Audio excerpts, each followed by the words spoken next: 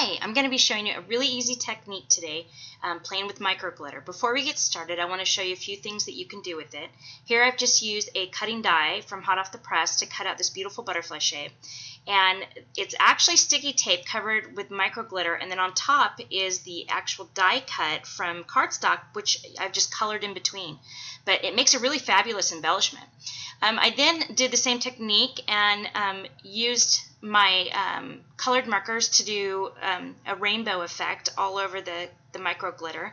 And then what I did is I cut it out with the celebrate word, and then I put glossy accents over the top of it just to give it a little pop.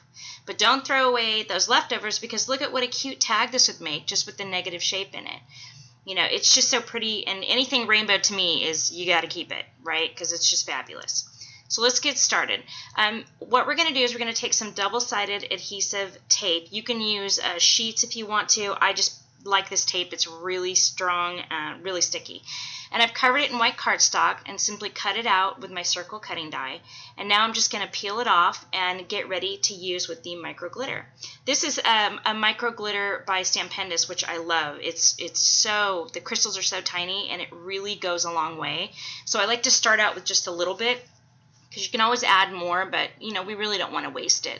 So like I said, just start out with a little bit, and you're going to pour it on there, and you're just going to burnish it in. And what I mean by that is you're just going to take your finger and press it down and rub over and over again.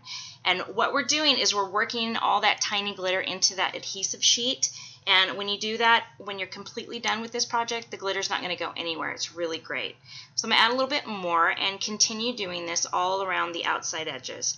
And like I said, it's really important that you rub it in there, because that way when we go to use things like our stamps or our Spectrum Noir or Copic markers over the top of it, it's not going to go anywhere. It's not going to get all over our pens.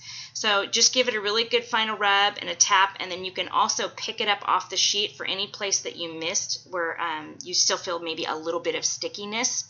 And then there you have it. See, it's completely covered, and the camera just doesn't do it justice because it's so shiny and pretty. So, okay, now let's move on to our next step. We're going to take some Memento ink here, and I have this beautiful little flower stamp from Stampendous. It's the Jumbo Lovely Garden Cling, and I'm just going to go ahead and ink up my stamp, and believe it or not, you can just stamp right over the glitter. It is so micro fine that it does not come up or pull off when you go to work on top of it. And you can see here, it's a really nice clean image, and it's not bleeding or going anywhere. So I'm just going to let that sit up for a second, and I'm going to show you what markers I'm going to be working with. My camera's having a little trouble focusing there, but it'll happen in just a second. There you go. I'm working with LV123 and GB4 and BG10. And when I go and I work on a section with 3 colors in the same color family, and where I have my light, my medium, my dark, I just like to go ahead and take all the caps off at the same time. That way I'm not going through the hassle of and wasting time of putting them back on. They're just right there ready to go. So first thing I'm going to do, I'm going to start out with my LV1, and I'm going to go in and I'm going to tap. You want to tap your color on. Do not color side to side or do broad brush strokes. Just simply tap the color on, and you'll see it just instantly bleed in. I'm going to go in with my LV2 now and just add a little bit more depth, so it's a little bit deeper shade. This is kind of my medium, and add just a tiny bit.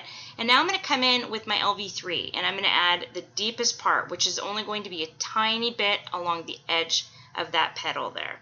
And you can see it just picks the color up, and the color just, you know, goes into the glitter, and it looks like you have this colored glitter. I mean, it's just a really gorgeous technique, and you know, really simple, which I love. I like when I don't have to spend a lot of time and I get a big impact. So you can see here there's kind of a ridge on the flower.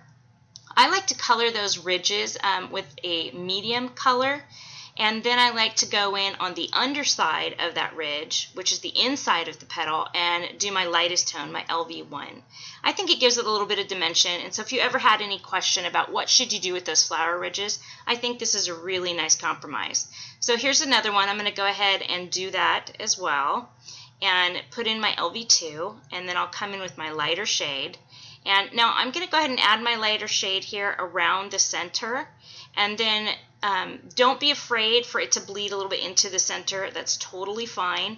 We're going to go ahead and put that we're going to put the GB4 color in now. Now, if this bleeds into the lavender, that's okay. It's okay. We want it to mix because that makes it look more like a natural flower.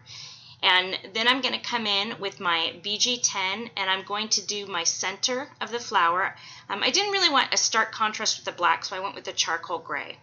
Now, go ahead and continue this process and coloring the flower.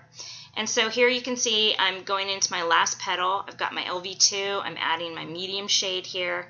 And then I'm going to come back in and do that darker shade and add just a little bit more depth to it.